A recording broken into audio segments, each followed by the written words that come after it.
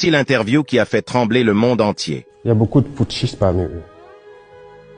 Donc ce n'est pas une question de putschistes, c'est juste un masque. Il s'agit de l'entretien exclusif du président de la transition du Burkina Faso, le capitaine Ibrahim Traoré, au journaliste Alain Foka. Il y a pire que des putschistes.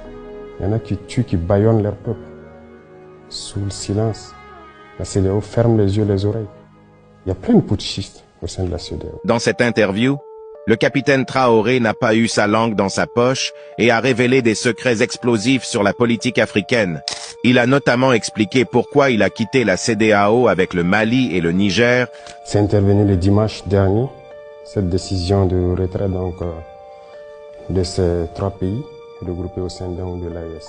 Comment il a noué une alliance avec la Russie. Sur le terrain pour combattre? Non. Il n'y a aucun Russe sur le terrain pour combattre. C'est des choses développées, en fait, dans la tête des gens. Mais s'il y a besoin, ils viendront sur le terrain combattre. Ça, je peux vous assurer. S'il y a le besoin... Vous ne vous l'interdisez pas? Non. Sauf que pour l'instant, ils ne sont pas sur le terrain. Non, pour l'instant, on se bat seul.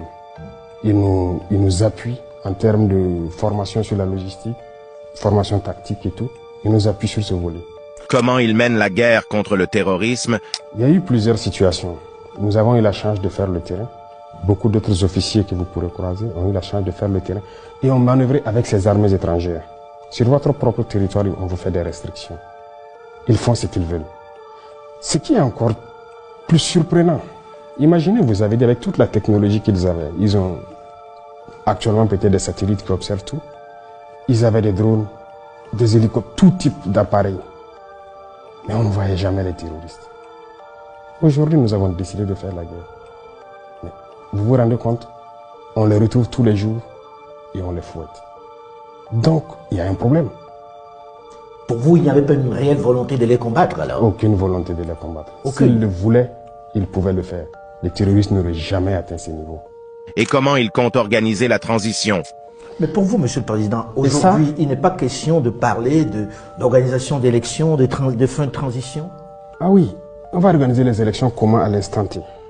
Donc il faut remettre tout à D'abord plat. non, hormis le système qui est en place, qu'il faut revoir, les élections, ça concerne tout le Burkina Faso. Vous pensez qu'ils sont prêts aujourd'hui à aller à Solé, aller à Falangonto pour faire les campagnes? Mais c'est des Burkinabés, ils doivent voter.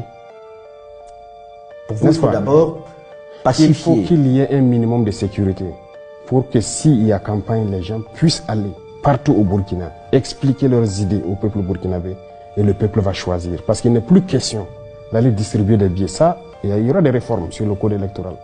C'est fini ça. Si on vous prend dans ça, vous serez disqualifié. Bon, je ne vais pas dévancer l'Ouganda dans l'eau, mais c'est pour vous dire qu'il y a des réformes à venir. Cette manière de faire, d'aller acheter les consciences, c'est fini. Notre mission, c'est d'éveiller les consciences et que les gens n'acceptent plus jamais ça. Si vous pensez pouvoir gouverner le pays, vous expliquez votre programme politique. Qu'est-ce que vous allez faire? Et peut-être qu'au bout d'un temps, le peuple va vous évaluer si vous devez continuer votre mandat ou pas. Bref, on ne dira pas tout, mais il y aura des réformes sur le plan électoral. Et pour que les gens puissent faire les élections, tous les Burkinabés doivent voter.